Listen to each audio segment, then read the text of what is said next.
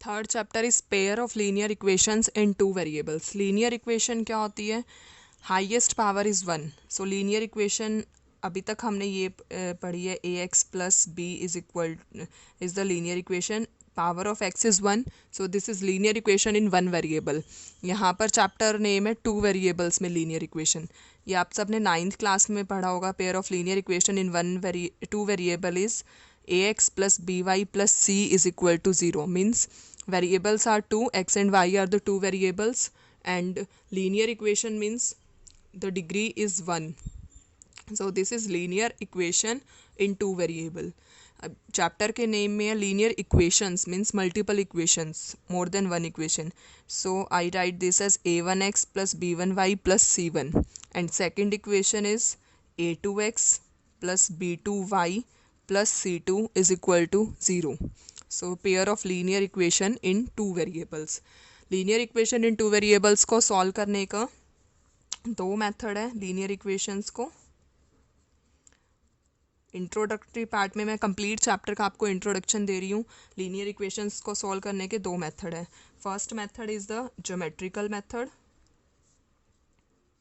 Geometrical method that is graphical method. By graph we solve the linear equations, and second method is algebraic method. Algebraic method में further three methods हैं. Substitution method, first is the substitution method, second is the elimination method,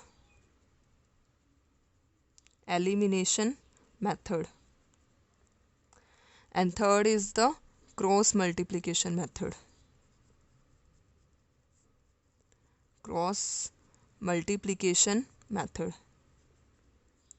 सो ये सब methods हम इसमें discuss करने वाले हैं. First is the geometrical method, that is the graphical method. Second is the algebraic method. Further algebraic method is 3 सब part: substitution method, elimination method and cross multiplication method. So the linear equation के graph किस किस तरह से बन सकते हैं? Linear equation के जो ग्राफ हैं या तो वो इंटरसेक्ट करेंगे. लीनियर इक्वेशंस में ग्राफिकल मेथड से जब हम करते हैं तो ग्राफ किस किस फॉर्म के बन सकते हैं? इंटरसेक्ट एट अ पॉइंट बन सकता है, या फिर पैरेलल लाइंस का केस बनेगा कि लाइंस पैरेलल जा रही हैं, या फिर coincident lines. Coincident means line, first line का यही ग्राफ है, सेकंड लाइन का भी सेम ही ग्राफ जा रहा है, लाइन के ऊपर लाइन बन रही है, तो इसको हम बोलते हैं कोइंसिडेंट लाइंस. सो ग्राफ्स 3 टाइप्स के बनेंगे: intersect at a point, parallel lines and coincident lines. मैं इसके बारे में आपको थोड़ा सा बता रही हूँ. ये तो था ग्राफिकल मेथड. अगर अलजेब्रिक मेथड है, विदाउट ग्राफ, हमें ये चेक करना है कि इनका ग्राफ कैसे बनेगा. इंटरसेक्ट एट अ पॉइंट बनता है, पैरेलल लाइंस बनता है, या कोइंसिडेंट लाइंस बनता है. तो उसको मैं सॉल्व करने का आपको एक मेथड बता रही हूँ यहाँ पर. सबसे फर्स्ट है, given the linear equations are given the linear equations are a1x, general form, standard form of linear equation, a1x plus b1y plus c1 is equal to 0, and second equation is a2x plus b2y plus c2 is equal to 0. First कैसे हम check करेंगे? सबसे पहले हमें check करना है कि जो a1 बाई a2 है, अगर वो not equal to b1 by b2 है, तो इस केस में इंटरसेक्टिंग लाइंस बनती हैं. intersecting lines intersect at a point means this has exactly one solution, means unique solution, exactly one solution, क्योंकि वो एक ही पॉइंट पे इंटरसेक्ट कर रही है. Unique solution. ग्राफ इस टाइप से बनेगा, intersect at a point means unique solution. इसको हम कंसिस्टेंट भी बोलते हैं,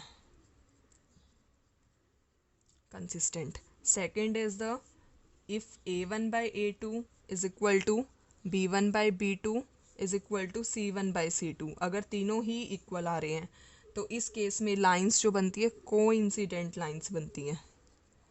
coincident lines. Coincident lines means first line का ग्राफ ये बन रहा है, सेकंड का भी यही बन रहा है, तो सभी इसके सॉल्यूशन होंगे, तो इसको बोलते हैं infinitely many solution, infinitely many solution. So इस केस में भी कैसा रहता है, consistent. Next third is the if a1 by a2 is equal to b1 by b2 is not equal c1 by c2, then इस केस में lines बनती है पैरेलल लाइंस।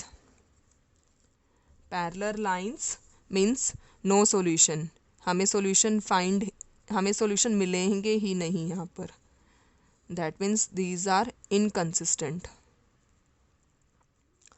ये मेथड है विदाउट ग्राफ। अगर हमें चेक करना है कि जो इक्वेशंस हैं उनके ग्राफ कैसे बनेंगे, उनके कितने सॉल्यूशंस फाइंड कर सकते हैं विदाउट ग्राफिकली।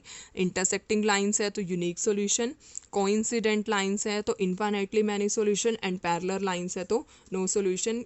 ये एल्जेब्रिक मेथड है विदाउट ग्राफ। अगर हमें चेक करना है कि सॉल्यूशंस किस टाइप से बन रहे हैं यहाँ पर, अगर एग्जैक्टली वन सॉल्यूशन है तो इसको हम बोलते हैं कंसिस्टेंट, अगर इनफाइनाइटली मैनी सॉल्यूशन है तो इसको भी हम कंसिस्टेंट की कैटेगरी में इंक्लूड करते हैं, अगर नो सॉल्यूशन है तो इसको हम बोलते हैं इनकंसिस्टेंट, मीन्स कि इनकंसिस्टेंट आ रहा है ये यहाँ पर।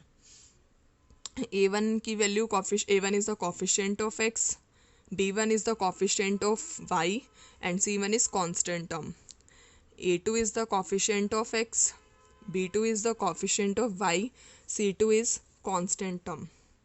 By using these we check whether the lines are intersecting, coincident and parallel lines.